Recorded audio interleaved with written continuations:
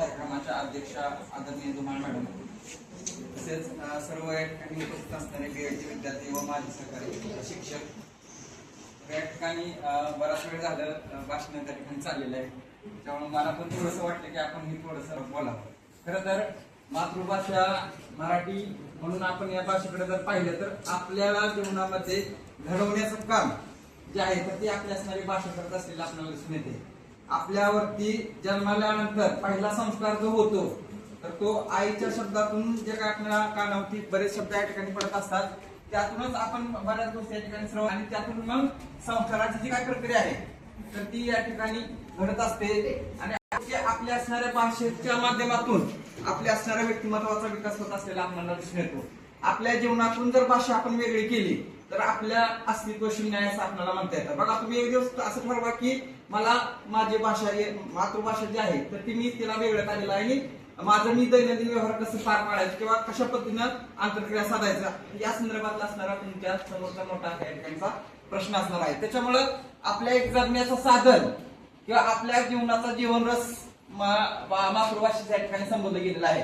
आपल्या जीवनातून हा मातृभाषे जर वेगळे काढले तर आपलं जीवन जे आहे तर ते काय होणार आहे, निरर्थक होणार आहे। आणि मातृभाषेलाच त्यांनी लँग्वेज ऑफ हार्ट म्हटलेलं आहे, तिलाच हृदयाची भाषा असं या ठिकाणी संबोधलं गेलेलं आहे। कारण आपण आपले विचार, भावना असेल, अनुभव असेल, कल्पना असेल एका व्यक्तीसोबत किंवा दुसऱ्या असणाऱ्या व्यक्तीसोबत शेअर करण्याचं कार्य जे आहे ते अगदी सहजपणे हृदयापासून, बघा तुम्ही जगामध्ये अमेरिकेला गेलेला आणि त्या ठिकाणी तुमचा महाराष्ट्रातला मित्र भेटलेला असेल तर त्या ठिकाणी तुम्ही किती उत्साहानं आणि मनापासून आपल्या भाषेतून त्या ठिकाणी संवाद साधण्याचा प्रयत्न करता।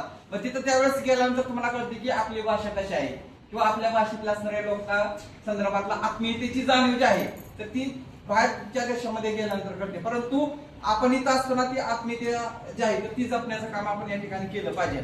किंवा मराठीच्या संदर्भात संवर्धनाची असणारी भूमिका जी आहे तर ती तुम्ही शिक्षक म्हणून असणार आहे, कारण माध्यमाची भाषा काय असणार आहे, तुमच्या मराठी असणार आहे। त्याच्यामुळे वर्गामध्ये विद्यार्थ्याला शिकवत असताना चांगल्या पद्धतीनं ह्या भाषेचा वापर करून वेगवेगळ्या विषयाचं अध्यापन असेल तर ते अगदी प्रभावीपणे करून विद्यार्थ्याचं अध्ययन संपादन वाढवण्याची जबाबदारी जी असणार आहे तर ती तुम्हाला मातृभाषेच्या माध्यमातूनच पार पाडावी लागणार आहे। त्यामुळं तुमच्या भाषेच्या प्रभावावरतीच तुम्हाला इतिहासाचं ज्ञान असू द्या, भूगोलाचं ज्ञान असू द्या, विज्ञानाचं ज्ञान असू द्या, गणिताचं ज्ञान असू द्या, परंतु हे ज्ञान परिणामकारकपणे विद्यार्थ्यापर्यंत पोहोचवण्यासाठी सहाय्य करणारी जी काय भाषा असणार आहे तुम्हाला तर ती तुमची असणार आहे, मातृभाषा असणार आहे। त्यामुळे त्या भाषेचं सुद्धा तुमच्या विषयासोबत तुम्हाला ज्ञान घेण्याची आज गरज असणार आहे किंवा त्या भाषेतलं असणारं साहित्य सुद्धा वाचन करणं गरजेचं असणार आहे। कारण ते ज्ञान जे आहे तर तुमचं अध्यापन जे आहे तर ते सर्व गुणसंपन्न किंवा आशियाच्या संदर्भात विचार करत असताना प्रभावीपणा म्हणतो आपण आपल्या अध्यापनामधला तर तो जपण्यासाठी तुमची मातृभाषा तुम्हाला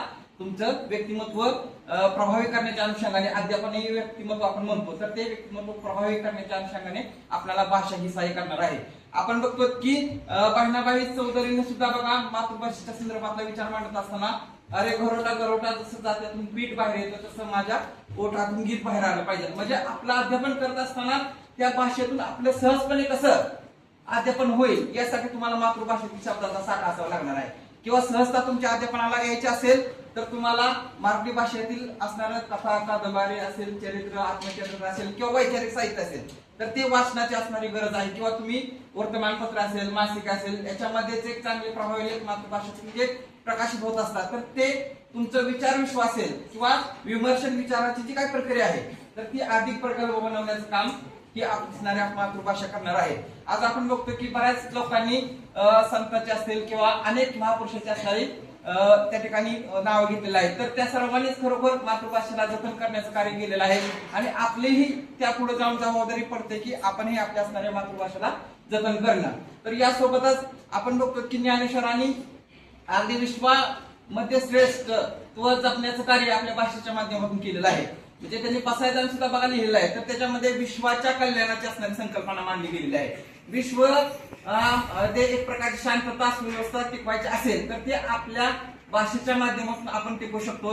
यासाठी जगाच्याच कल्याणाची असणारी संकल्पना जी आहे तर ती मातृभाषेतूनच मांडण्याचं काम संत ज्ञानेश्वरांनी केलेलं आहे। किंवा नामदेवांनी सुद्धा बघा, नाचू कीर्तनाच्या रंगी ज्ञानदीप लावू जगी अशी एक संकल्पना मांडली गेलेली आहे। तर त्याच्यामध्ये आपल्याला ज्ञान दुसऱ्यापर्यंत पोहोचवायचं असेल तर ते कीर्तनाचं माध्यम त्यांनी निवडलेलं आहे आणि कीर्तनातून आपण एक वैचारिक प्रबोधन करून एक आध्यात्मिक संस्कार भाषेच्या माध्यमातून लोकांवरती करून एक विज्ञाननिष्ठ तर पिढी निर्माण करणं आपल्या शिक्षकाचं काम आहे. त्यासोबतच वेगवेगळ्या संतांचं चरित्र वाचून आध्यात्मिक पिढी ही सुद्धा निर्माण करणं आज गरजेचं आहे. कारण अब्दुल कलामांनी सुद्धा म्हटलेलं होतं की विज्ञान आणि अध्यात्म ह्या दोन गोष्टी ज्यावेळेस एकत्र होतील त्यावेळेस आपला जग हा जगामध्ये महासत्ता म्हणून आपल्या देशाचं नाव येईल. त्याच्यामुळं अध्यात्माचा संस्कार करण्याचं काम जे आहे तर ते मातृभाषेतून अधिक चांगल्या प्रकारे आपण करू शकणार आहोत आणि त्यासाठी भाषेचा आपण प्रभावीपणे वापर करणं गरजेचं आहे. विज्ञान आपल्याला प्रामुख्याने वेगवेगळ्या क्षेत्रातल्या असणारी रिसर्चच्या अनुषंगाने आपल्याला मार्गदर्शन करेल, परंतु आपल्याला कसं जगावं, कसं वागावं, कसं रिॲक्ट व्हावं याची जर कल्पना आपल्याला व्यक्तीच्या ठिकाणी विकसित व्हायची असेल तर त्यासाठी मातृभाषा हीच महत्वाची असणार आहे. थोडक्यात या ठिकाणी मला आजच्या या कार्यक्रमाच्या निमित्तानं बोलण्याची संधी त्या ठिकाणी संयोजकांनी दिली, त्याबद्दल मी संयोजकाचा आभार मानतो आणि सर्वांना मातृभाषा दिनाच्या या ठिकाणी शुभेच्छा देतो आणि माझे दोन शब्द या ठिकाणी थांबवतो. जय हिंद, जय भारत, जय महाराष्ट्र.